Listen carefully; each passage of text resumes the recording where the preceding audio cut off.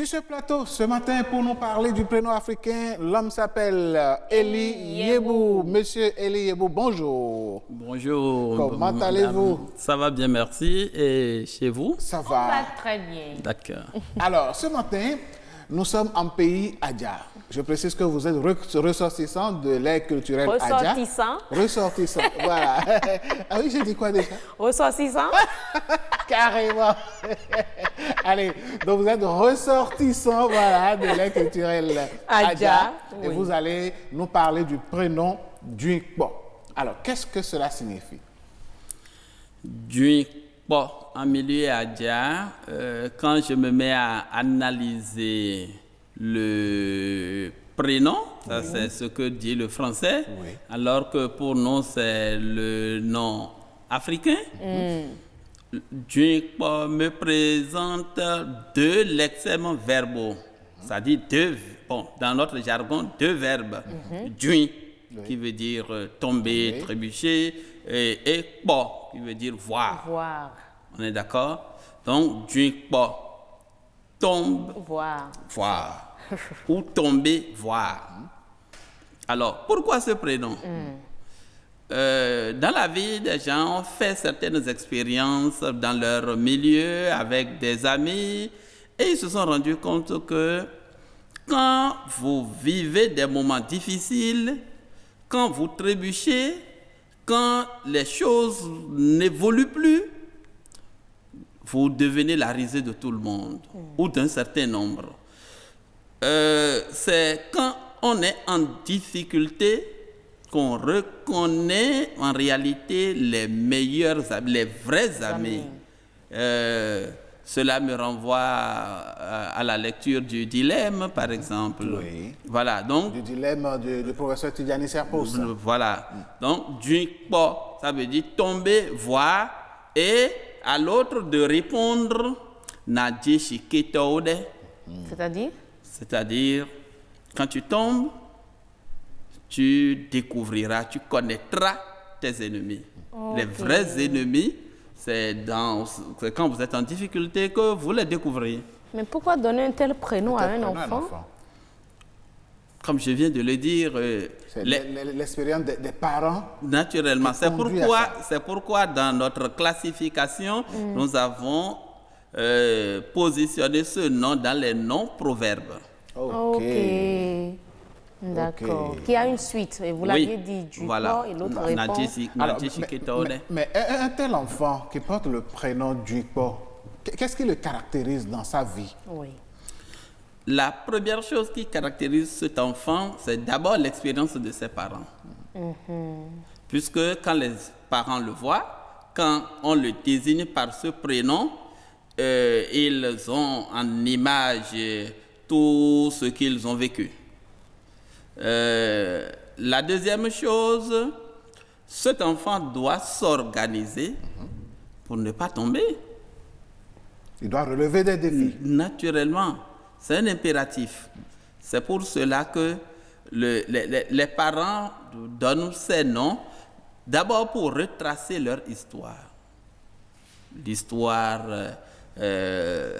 de la vie ou l'histoire de grossesse, et ensuite pour que cela serve de leçon, non seulement à cet enfant, mais aux alentours.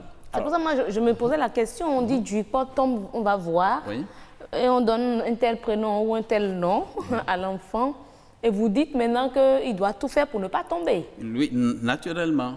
Pour ne pas tomber comme son père. Puisque c'est papa qui a vécu l'expérience. C'est ça. Et le défi que l'enfant a à relever, c'est de dépasser son père. À partir de cet instant, il doit s'arranger pour aller de l'avant, progresser. Voilà. D'accord. Et c'est aux garçons qu'on donne un tel prénom? Souvent, puisque ce sont les hommes qui relèvent des défis dans notre société. Ah, je ne suis pas d'accord. Les femmes aussi relèvent des On défis. a eu, après, on a eu les atouts de la femme minante. Oui, tout à l'heure, parce que hier, c'est l'homme qui allait à la guerre, c'est l'homme qui allait au champ. Nous avons aussi Mais des il y a eu Amazones. des Amazones également dans le pays.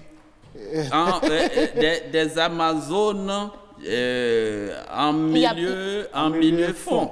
D'accord. Nous, mais tous les peuples n'ont pas connu des Amazones. En milieu Adja, nous n'avons pas connu de royauté ou de royaume comme tel. C'est pour cela. C'est ça. Bon, mais maintenant, c'est vous qui nous faites, hein. N'est-ce pas? Oui, Heureusement que vous le Allez, connaissez, sinon vous ne rentrez pas. Hein?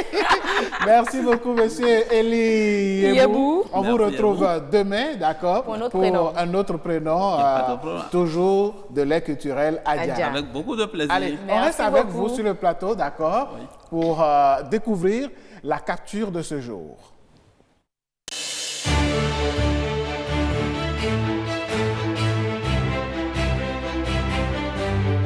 Que nous propose Claude Adibli aujourd'hui? Voilà. On dit quoi? Tu ne peux pas la taper à votre rencard, non? Ah, déjà au premier rencard, il veut la taper. Tu vois, on voit deux hommes, hein, Oui. l'un tenant l'autre par derrière, dans le genre, il le calme, quoi. Il lui demande de ne pas se battre. Oui. Et puis l'autre qui répond, laisse-moi En paix. Laisse-moi en paix. C'est quoi cette foutaise? Elle mange le poulet, elle laisse le frite. Tu sais combien le plat coûte? Ah, d'accord, je comprends maintenant. Ils sont allés au restaurant en réalité. Et lui, apparemment, il a invité une dame. Une dame. Puisqu'il a dit, elle mange le poulet et laisse le riz. Ah donc la dame a mangé le poulet et a laissé le riz. Et le gars dit, il peut quand même pas la taper au premier encart. Mais lui, il s'énerve pourquoi? Il s'énerve parce que la dame a fait ça. Ben quand même, non mais attends. Non mais c'est de l'argent gaspillé. Donc, il n'est pas fou. Il trouve que c'est du gaspillage. Ah, monsieur Yebou, qu'est-ce que vous pensez de cette caricature? Non mais le gars se fâche. En plein restaurant, il veut en découdre avec la dame. Voilà.